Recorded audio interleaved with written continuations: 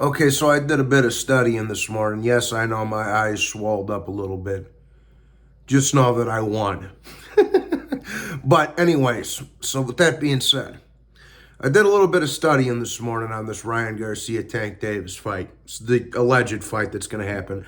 Like I say, I still don't think it's set in stone like people, especially on Twitter, are making it out to be. I have my doubts. I'll believe it when I see them two clowns in the ring together. Now, I said this last night, and I'll say it again. I don't have a favorite in this fight. I don't like either one of them. I think they're both hype jobs. So I don't give a damn which one of them wins and loses. But I went back and I watched Tank Davis versus Cruz and Tank versus Rolly and Tank versus Barrios. Then I watched Ryan versus Fortuna. Okay. And I'll say this. Tank Davis has to show up in a lot better shape than he did in the Rolly Romero fight, because I don't think Tank took that fight very seriously, because Rolly Romero is a fucking bum and he's garbage, and he was touching Tank up pretty good. Okay? That's the first thing.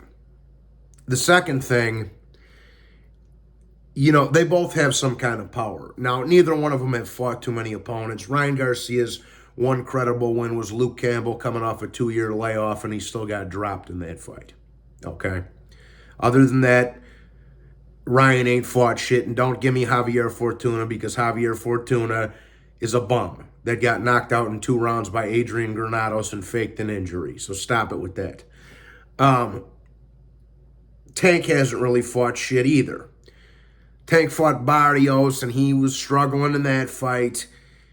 Pitbull Cruz, I thought, beat him. It was a close fight, maybe a draw, but I didn't see how Tank Davis could have got the decision. He didn't look good in the Romero fight, and Rolly's a bum. We've already discussed that. This is the ultimate Super Bowl for casuals. That's what this fight is. It's the Super Bowl for casuals, okay? What was the other one? Oh, it's Leo Santa Cruz. Leo Santa Cruz started off as a bantamweight, people, and he was giving Tank problems. I actually had Santa Cruz up on the scorecards before he got caught. So neither one of them have fought shit. Okay? Let's clear that out of the way. Neither one of them have fought anybody. All right? They're both way too overhyped for as little as they've done in their careers. And we're not going to start praising them for actually fighting somebody else that looks decent and passes the eye test. So here's what I'll say. Tank needs to take this fight seriously. If he shows up like he did against Rolly Romero, he's going to lose. Ryan Garcia doesn't have much, but he does have very, very fast hands. I'm not an idiot. I don't like the kid. I think he's a fucking pole smoker, but he does have fast hands. He's got a nice left hook, downstairs and upstairs. And Tank has a tendency to drop his hands sometimes, and that could spell trouble for him. Now, I will say this. Ryan Garcia, he's fragile. He's very fragile, mentally and physically, okay? He's a fragile little gay boy, all right? He doesn't like to get punched in the face. You can tell. Even in Fortuna, a fight that he was clearly dominating, he was scared to get hit in the face. Now, if Ryan Garcia comes in this fight gun-shy, hesitant, timid, all that other shit, he's going to get knocked the fuck out. That's another guarantee for you. He can't let Tank Davis intimidate him. Okay? That's another big thing for this fight. If it's to happen, that is. He can't be timid, hesitant, scared, nervous. He can't be none of those things. And like I say, Ryan Garcia is a fragile little boy, physically and mentally. Even though he doesn't really have any mental health issues, he faked that because he didn't feel like fighting that week. But that being said, Tank's got to... Now, if you look at their dimensions, Tank and Ryan Garcia, the closest thing you're going to find is Tank Davis and Mario Barrios. Mario Barrios is 5'10", same as Ryan Garcia. Mario Barrios had a 71-inch reach. Ryan Garcia's got a 70-inch reach. So that's about as close as dimensions as you're going to get to that fight. So Tank versus Barrios is probably the best, analogy you're going to get as far as dimensions go. And watching their past fights, of course. And Barrios won the first 3 or 4 rounds in that fight pretty handily. Got caught in the 5th, and the rest is history. But Barrios gave Tank a lot of trouble. And Barrios has a solid jab, too. Ryan Garcia has a good jab when he decides to use it. And I'll say this again. I think it was a smart move for Ryan to go with Joe Goosen rather than stick at the Reynoso's drug pharmacy. Because Joe Goosen is a great trainer, and he's a legend, and I respect him. But, and you could see in that Fortuna fight, Ryan Garcia is starting to feint a little bit more. He's starting to flick his jab out a little bit more. And I'm sure that shit that Joe Goosen is working on with him. The problem is, like I said, he's scared to get fucking hit.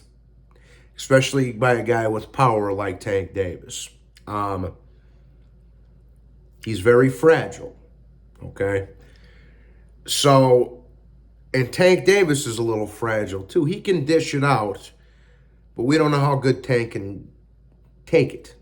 I mean, as soon as Pitbull Cruz caught him, he was on his bicycle the rest of the night, cried a bunch to the referee and performed a bunch of illegal tactics, constantly putting Pitbull Cruz in a headlock, shoving his head through the ropes, never got docked a point or even got a warning from the referee.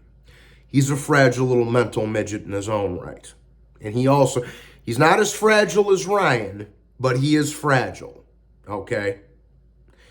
So, you got 2 fragile hype jobs in there that have power and speed. What does that tell you? Somebody's going to sleep. There's no way this fight goes the distance, okay? Now, I'm not going to give you an official prediction. I'll give you that when we know for certain that the fight's happening. That's if Tank Davis gets through his court date in December. That's if he gets through his tune-up in January. Ryan Garcia has his tune-up in A, B, C, and D. Then I'll give you the official prediction. But it is an interesting fight, people. Like I said, they're both hype jobs, and they're both clowns, so I don't care which one of them loses. I'm just happy that one of them will lose if the fight happens. But, so you got 2 fragile guys in there with speed and power. But neither one of them like to get hit too much. So, now I will say this, I think Tank Davis has a little more grit than Ryan. Like I said, he's not nearly as fragile physically as Ryan, but he is fragile mentally.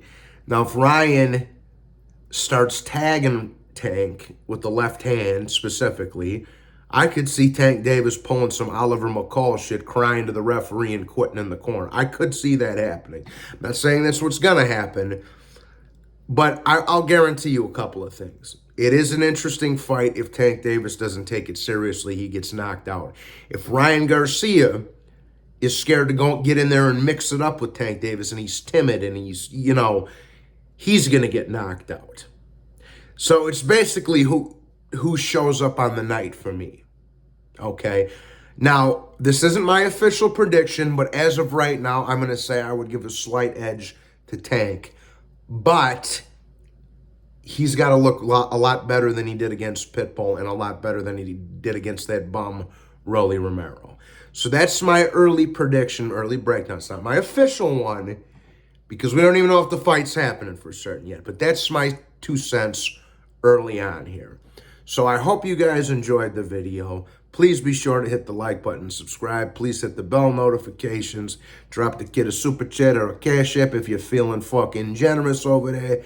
And everybody have a fantastic Friday. Salute to you all, and God bless you. We'll talk soon. Bye-bye then.